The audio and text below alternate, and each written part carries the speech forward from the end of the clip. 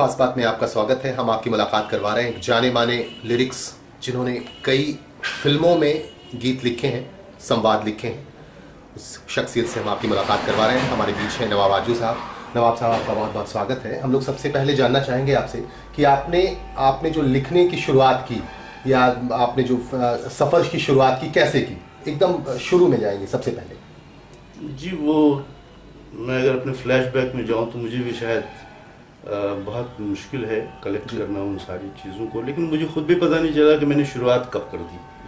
जब लोगों ने मुझसे ये कहना शुरू किया कि यार आप कुछ लिखते हो और अच्छा लिखते हो, लेकिन कहते हैं ना कि मुझे एक उस्ताद की ज़रूरत थी। जब मैं शुरू हो रहा था तो जैसे बच्चा स्कूल में जाता है तो उसे एक किंडर गार्डन में लेके जाते हैं, प्ले ग्रुप में ABCD सिखाने के लिए। तो मेरे एक दोस्त हैं सुहेल अख्तर, वो मुझे आसनसोल लेकर आए।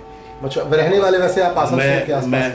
मैं झारखंड में एक छोटा सा शहर है चाईबासा, और आसनसोल मेरे लिए बिल्कुल उसी किंडर गार्डन जैसा है जहाँ उस ज़माने में मेरी मुलाकात मरहूम नसीम आज़र साहब से, सलीम कादरी साहब से और इन लोगों की महबूब अनवर साहब से, इन लोगों की रहनुमाई में समझिए कि मेरी शायरी ने परवरिश पाई है।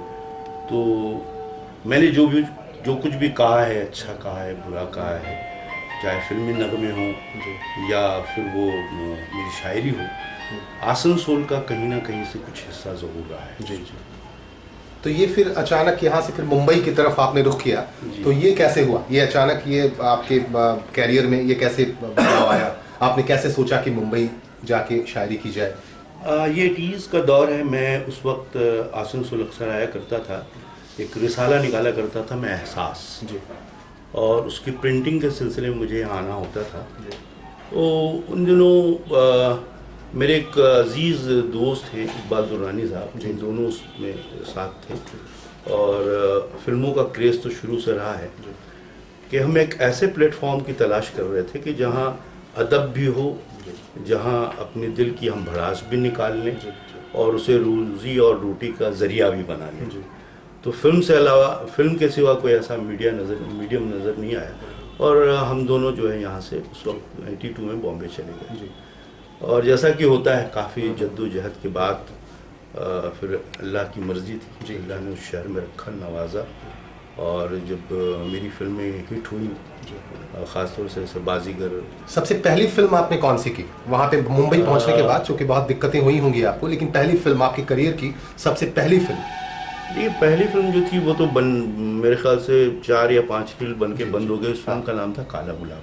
जी, वो रिलीज़ नहीं हो पाई थी, लेकिन जो फिल्म रिलीज़ हुई जी वो है भाभी जी, जिसमें गोविंदा, जूही चावला, भानुप्रिया और गुलशन गुरुवर वगैरह थे। अनु मलिक का म्यूज़िक था, और उस फिल्म के मुकादमे मैंने लिखे थे, और उस फिल्म में 2 गाने भी मैंने लिखे थे जो काफ़ी मकबूल हुए। आ जाना ज़रा हाथ बटाना और चांदी की साइकिल सोने की सीट वगैरह।